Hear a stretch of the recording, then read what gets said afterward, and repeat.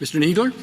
Mr. Chief Justice, and may it please the Court, the text, the statutory context, and the history of 1152 firmly establish that it provides for exclusive federal jurisdiction over crimes by non-Indians against Indians in Indian country. For over 100 years, starting with this Court's decision in Donnelly, the Court has construed Section 1152 in exactly that manner. And beginning more than 80 years ago, Congress has repeatedly enacted laws that make clear that an act of Congress is necessary to authorize a state to conduct such prosecutions. The roots of exclusive federal jurisdiction under the statute, in fact, go much deeper, though, to the founding, when the framers rejected the divided authority under the Articles of Confederation and invested plenary and exclusive power over Indian affairs in the national government. And the early Congresses invoked those powers by enacting Section 1152's predecessors to prevent violence that could lead to war and to further the nation's commitments to protect the Indians and their territories from federal encroachment by often hostile states and their citizens. This Court should reject the proposition that it should overturn 100 years of settled understanding of this statute in this Court, in Congress, by the executive branch, and in the states to solve a problem following this Court's decision in McGirt, because the result would be to unsettle established jurisdictional understandings and jurisdictional arrangements in many other states, and in fact would unsettle jurisdictional understandings in the state of Oklahoma beyond what was that were in existence at the time of this decision in McGirt. Oklahoma has much trust and restricted allotment land in both western part of the state and the eastern part of the state, which for more than 30 years has been understood to be subject to exclusive jurisdiction, and the states have not been able to apply their laws there. So what the state is asking for here is not just to go back to what the situation was before McGirt, but to undo the settled understanding in Oklahoma itself about the application of state law to Indian country. What is your answer to the language, Frankfurter's language I read from Cake concerning what weight we should give to Worcester against Georgia? I think that proposition has to do with things where there is not a governing act of Congress. It often comes up that there may be a question of just inherent tribal sovereignty, and does state law interfere with that? And there have been some adjustments of that, largely because non-Indians have moved on a reservation, and often state law will apply to the non-Indians in that situation. But I'm sorry, go ahead. No, but here we have an act of Congress that is deeply rooted in exclusive jurisdiction over crimes by or against Indians back to the founding, changes. Well, but I mean, I think what Frankfurter was addressing is the overall theory of what Marshall's approach was, that the boundary theory, that this is the state and this is the Indian country, and they don't overlap at all. And Frankfurter's point is, well, it turns out that they have to overlap quite a bit if you're going to deal with all these different factual situations that come up. So the notion, which certainly has a lot to play in the arguments that you have chosen to support, I think is undermined quite a bit. I mean, to the extent, I guess, you agree that this is a preemption case, don't you? Well, of a sort, but that's not the way this Court has understood it, and it hasn't used that terminology. And I want to take a moment to explain the origins of the modern understanding of this, which is this Court's decision in Donnelly, which was a watershed on this point. The argument was made there that the result in Draper and McBratney should control, and that the state should have jurisdiction and not the federal government. The argument, or the result in McBratney and Draper was not concurrent jurisdiction. The theory of those cases was that by the act admitting those states to the Union had repealed 1152, and therefore allowed state jurisdiction to come into play. And the Court said that expressly in Donnelly. It said that Draper and McBratney understood that the Statehood Acts had qualified the prior jurisdiction of 1152 by withdrawing from the federal government and then conferring on the state the jurisdiction to prosecute crimes by non-Indians against non-Indians. The whole understanding of that case was it's one or the other. It's either exclusive jurisdiction or it's not exclusive jurisdiction. It's state jurisdiction. And to your point, Justice Gorsuch, the court in Donnelly made the very point that you made. It said that in the court's prior decision in Kagama, which involved prosecution of Indians, the court said that that was that was subject to federal jurisdiction because the states are often the hostile enemies of the Indians, and also of the need to protect the Indians as the wards of the nation. Could you explain? If I could just finish for a moment. Sure, yeah. The court in Donnelly said that same principle applies, perhaps a fortiori, to a situation where you have a non-Indian committing a crime against an Indian because of the need to protect the wards of the nation.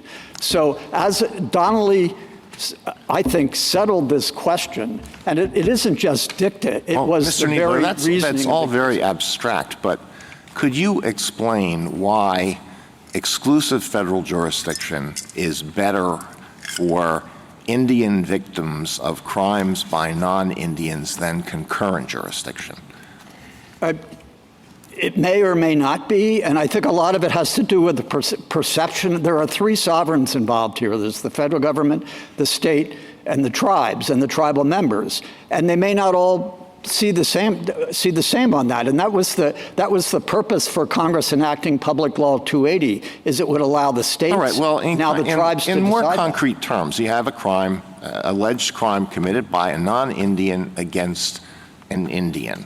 Why is it better for the Indian victim that the only recourse is federal prosecution with the limited resources that federal law enforcement has, rather than concurrent jurisdiction? Concretely, why is that worse? If the state goes first and the Indian victim or the tribe is not satisfied with the way that played out, we have the dual sovereign doctrine, which we reaffirmed in Gamble, and the federal government can step in and prosecute.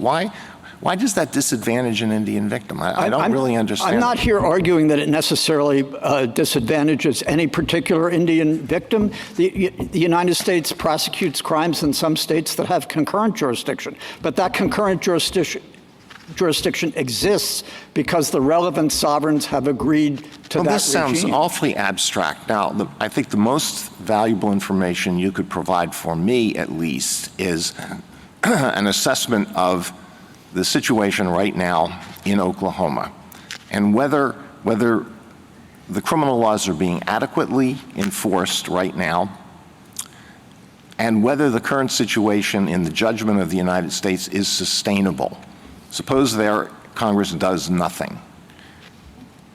Well, is it a sustainable situation? Is the federal government going to be able to provide enough federal agents, enough federal prosecutors, enough federal judges, enough federal courtrooms, enough federal probation officers to handle the caseload that was previously handled by state law enforcement? Yeah, I'm not here to minimize the challenge that has resulted from the decision in McGirt. And the Justice Department has responded to that by providing resources to Oklahoma, 110 additional AUSA positions. Federal district court judges have been designated to serve in the districts. Magistrates have been brought in. FBI agents have been brought in. Those are temporary. Yeah, I appreciate all that, but I did have two questions.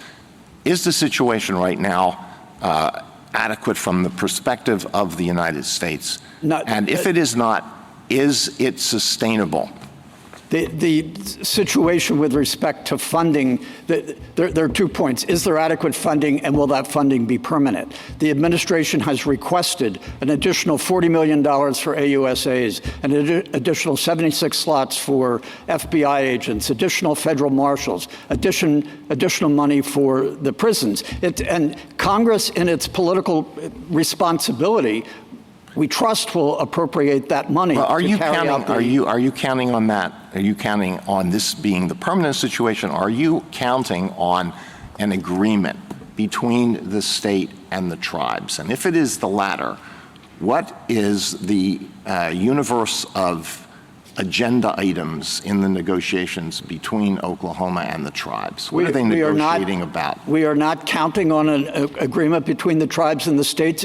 If they agreed, that would be great. And in fact, that's what Public Law 280 contemplates. That's the statutory framework that has been put in place. But I think we have to assume Congress will live up to the responsibilities that to enable the Justice Department to do everything that is necessary. It is prosecuting major crimes and violent crimes. It is prioritizing that as it necessarily must. And as things hit their stride, then some of the less serious crimes will be prosecuted. It's not like they've been dropped. They're in the queue to be prosecuted as time comes along. But my basic point is the court should not rearrange this established jurisdictional regime because of this moment in time in Oklahoma, because it would unsettle jurisdictional arrangements throughout the country. And one point I think hasn't gotten enough emphasis on that. There are a number of states that have chosen not to assume jurisdiction under Public Law 280 before 1968, and now it would involve tribal consent. But the 1968 amendments to Public Law 280 also provided for the retrocession of jurisdiction by a state to the federal government. And I understand there have been 30 retrocessions of jurisdiction, but the statutory retrocession provision only provides for retrocession of jurisdiction that was acquired under Public Law 280 itself. And there are 2 lessons from that. One is it shows that it was necessary for Congress to do something to enable a state to acquire jurisdiction under Public Law 280 in the first place over crimes by or against Indians. But it also shows that if the states were now found to have inherent concurrent jurisdiction, notwithstanding the statutory framework, the corpus juris of Public Law 280 and all those other statutes, it couldn't retrocede that because it would not have been jurisdiction acquired under Public Law 280. And that would perhaps call into question the retrocessions that those states have already made. States that have decided they didn't want the jurisdiction that had been offered to them under Public Law 280, which just reinforces the idea that Congress has made the allocation of jurisdiction in Indian country against the backdrop of Donnelly, where it's exclusive, to be the subject by sovereign choices by the United States, which Congress could pass a law conferring jurisdiction, taking into account the concerns we have, by the tribes and the states. That's fundamentally a political judgment about how that jurisdiction should be allocated. If a state doesn't want concurrent jurisdiction, is there anything to prevent the state legislature from forswearing that? No, but that's not the. I don't think so. But if the state has this jurisdiction by virtue of its statehood, then I don't know whether it would be responsible for the state to disavow it. It has jurisdiction. Doesn't it have to do something about it? But what Congress enacted, again, a framework in which it's up to the respective sovereigns to decide how Indian country should be governed. And therefore, from the tribal perspective, it's not a question whether a particular Indian victim in a particular case would be better protected or not. There is a collective judgment to be made on behalf of the tribe with respect to its territory about how the sovereign authorities will be allocated. I mentioned— Isn't that the point, which is Indians have their rights vis-a-vis their own government, their own Indian government, and they have expectations of what that reservation will do for them or not do for them. Is that correct? Yes. And that's the same you when you were saying in treaties, the Cherokee Treaty here says that the federal government will protect them, correct? Yes. And so to the extent that a victim has expectations, that's the expectation, correct? Yes, as a member of the tribe. And yes, an important difference between the United States and the state, it's not just two entities both can prosecute.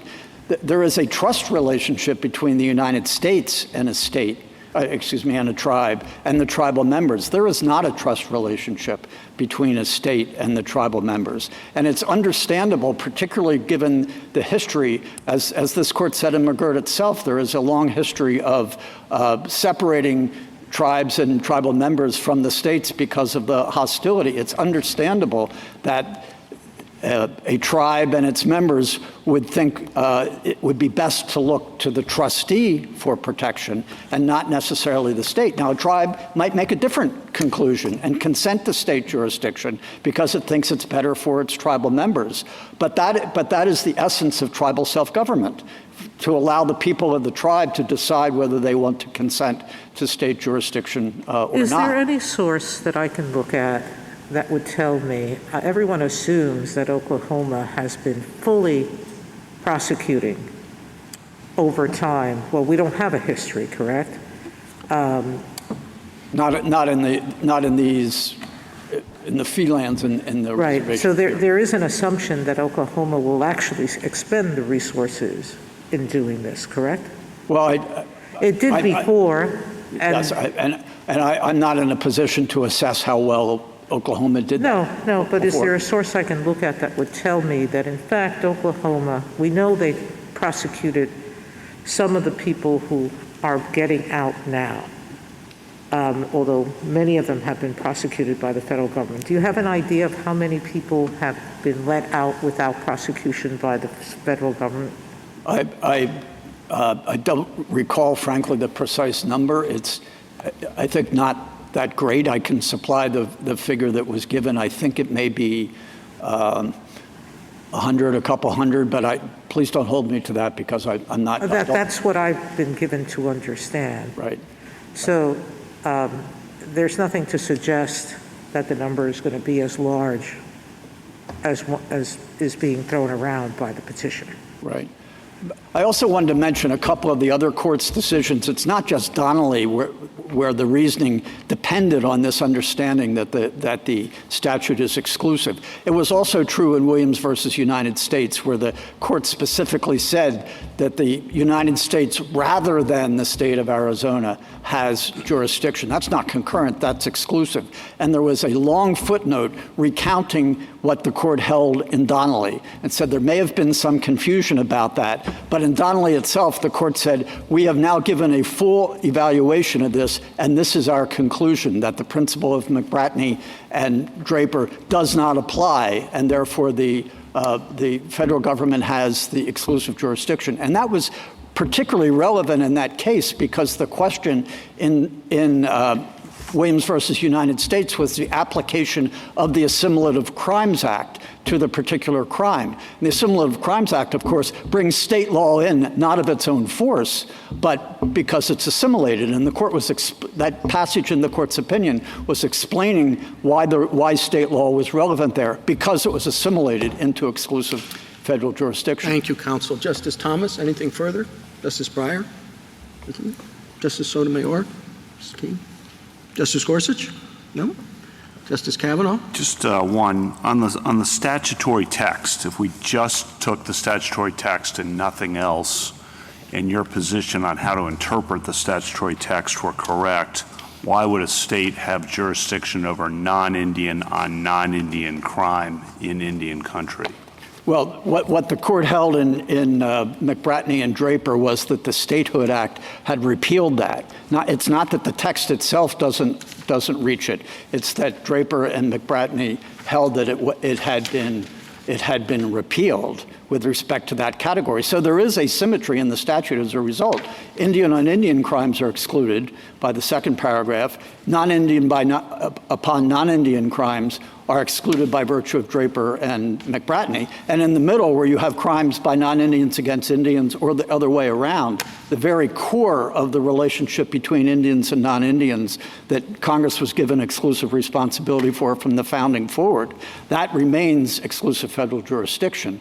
And this court's decision in Narragansett said that it's the text and the court's decisions that had rendered the Major Crimes Act jurisdiction exclusive, and it relied only on the word exclusive. We have that same point here. And if I could make one other textual point, because I think this is important.